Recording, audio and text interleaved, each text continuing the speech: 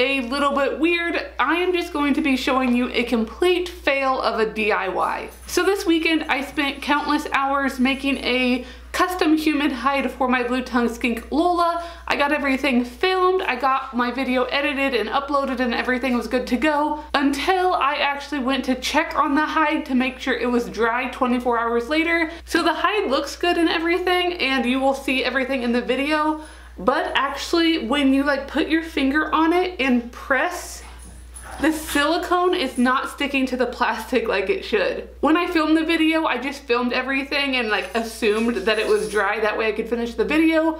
But actually it's been over 24 hours now and it's still just not all the way dry, so the silicone is not sticking to the plastic. I thought I would go ahead and just upload this video because I did spend so many hours on this humid hide that I can't use. And also, I'm sure a lot of you out there watching think I'm a complete idiot for trying to use this type of silicone on plastic. So I'm hoping someone out there after they watch this video will be able to give me some suggestions and let me know how I can make a more natural looking humid hide. So I'm gonna go ahead and show you the video I had made. Please do not try this because I don't want your animals getting sick if the silicone doesn't dry, but I just wanted to share my idea with you guys. Let me know if you do have any better suggestions because I still do need to make a humid hide for Lola.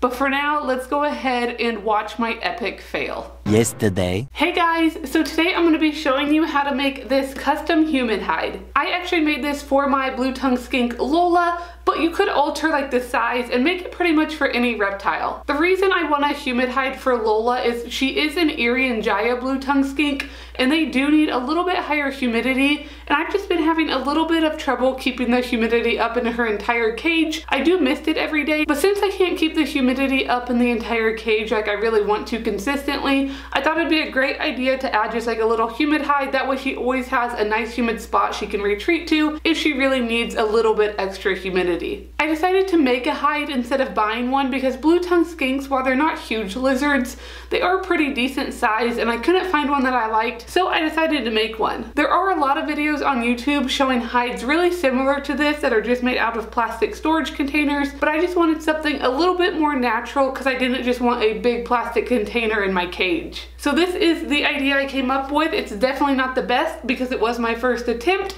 but I'm pretty happy with it. So today I'm going to be showing you how to make this. To make this hide, you're going to need some type of plastic storage bin. I went ahead and got a pretty big one, which is 13 quarts. That way she can use it when she's full size. You're also going to need some silicone. I got some aquarium sealant just to make sure that it's going to be completely non-toxic once it's dry.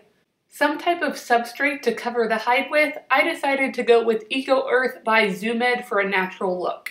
To go inside the humid hide, you're going to need some type of material to keep the humidity up. I'm just using some terrarium moss from Humid. And last, you're going to need a variety of tools. You're going to need some type of blade to cut the plastic. You'll also need some type of brush to apply the sealant, and a lighter just to smooth some sharp edges. So the first step is making the hole for the door. I definitely don't recommend using a little X-Acto knife like I used. It definitely wasn't the safest idea I ever had, but I didn't have any other tools on hand. In the past, I've used a Dremel tool to cut plastic bins, and I definitely recommend something like that instead. If you're making this for a smaller animal, you could also use one of the large drill bits to do a nice round hole. You're just going to want to make sure the opening for your door is a little bit bigger than the animal. Once you have your door cut out, as you can see here, I did crack my bin a little bit. It's still going to work, but just make sure you're super careful when you're cutting it. But once it is cut, you can just take a lighter and just light the edges just for a couple seconds. You don't want to melt the plastic, you just want to make it a little bit softer. This way you can rub down any sharp edges. After you've done this, you should be able to rub your finger around the whole opening without any worries about getting cut, and you shouldn't feel any edges at all. Now that we have the door cut, it's time for the fun part, which is making sure the entire bin is covered in sealant. That way our cocoa fiber will stick. Sealant does dry pretty quick, so I recommend just doing one side at a time. I just started with the top of the bin, putting quite a bit of sealant on, and then rubbing a thin layer with the brush. Once you have a nice thin layer of sealant, it's time for the messy part, which is just dumping a ton of cocoa fiber on the sealant. You just want to make sure you put a lot on there, that way it sticks and you don't have any sealant showing. You can always reuse the coconut fiber that falls off later in the project. After I made sure it was all covered, I just pressed everything down to make sure I got it stuck to every bit of sealant. So now you just repeat these steps for all of the remaining sides. I actually didn't end up doing the back of mine because I did run out of sealant.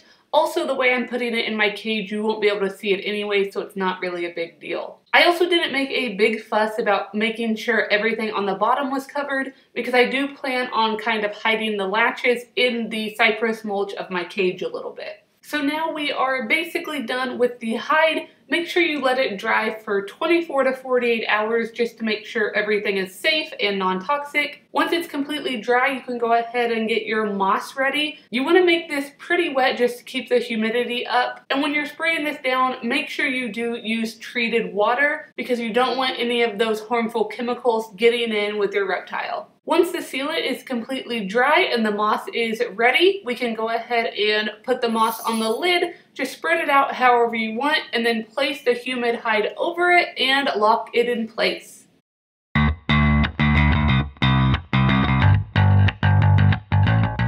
So hopefully you guys enjoyed that little tutorial. There are some things I would change, such as having better tools available, but overall for my first attempt, I'm pretty happy with how it turned out. If you did enjoy this video, make sure to give it a big thumbs up. Make sure you subscribe down below so you don't miss my upcoming videos, and I'll see you guys next time.